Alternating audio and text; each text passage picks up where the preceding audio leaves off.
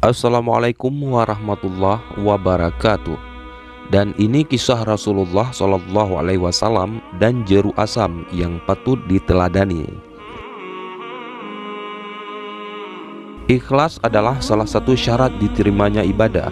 Bahkan para ulama mengatakan ruhnya amal adalah ikhlas.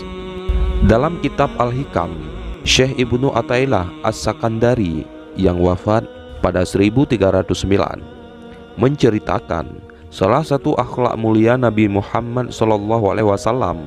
Beliau mengajarkan hakikat ikhlas yang begitu indah. Al-Kisah, suatu hari saat Rasulullah SAW sedang berkumpul dengan beberapa sahabatnya, datanglah seorang perempuan kafir membawa beberapa biji buah jeruk sebagai hadiah. Rasulullah menerimanya dengan senyuman gembira. Lalu mulailah jeruk itu dimakan oleh Rasulullah dengan tersenyum, sebiji demi sebiji hingga habislah semua jeruk tersebut. Maka ketika perempuan itu meminta izin untuk pulang, maka salah seorang sahabat segera bertanya, mengapa tidak sedikit pun Rasulullah menyisakan jeruk tadi untuk sahabat lainnya? Rasulullah pun menjawab, tahukah kamu sebenarnya buah jeruk itu terlalu asam sewaktu aku merasakannya pertama kali.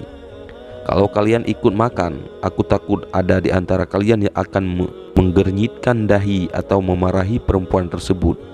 Aku takut hatinya akan tersinggung, sebab itu aku habiskan semuanya.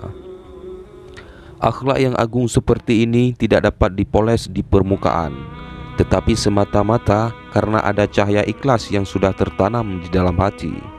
Sikap dan perilaku adalah cerminan hati. Dalam sebuah hadis qudsi, Rasulullah SAW bersabda, aku pernah bertanya kepada Jibril tentang ikhlas.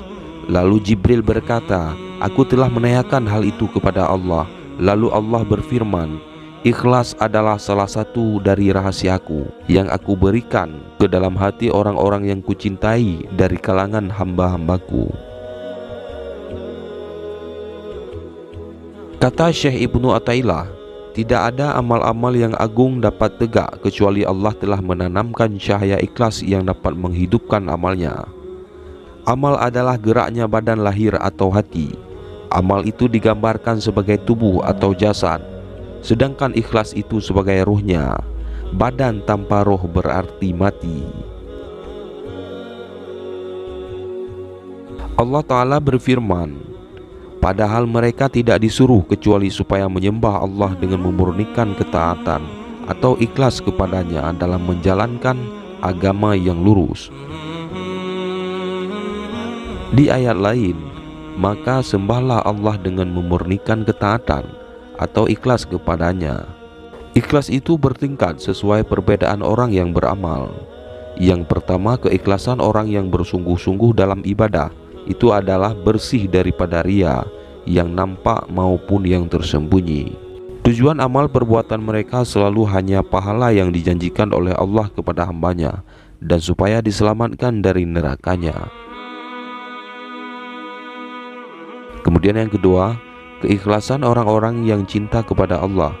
Ia beramal hanya karena mengagungkan Allah, karena hanya Allah zat yang wajib diagungkan, bukan karena pahala atau selamat dari siksa neraka.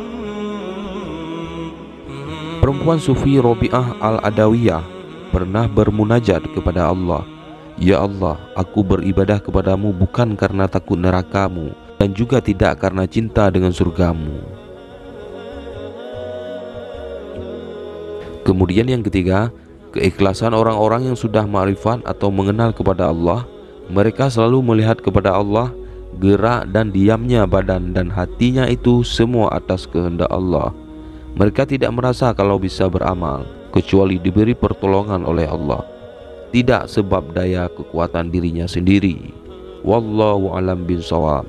Wassalamualaikum warahmatullahi wabarakatuh.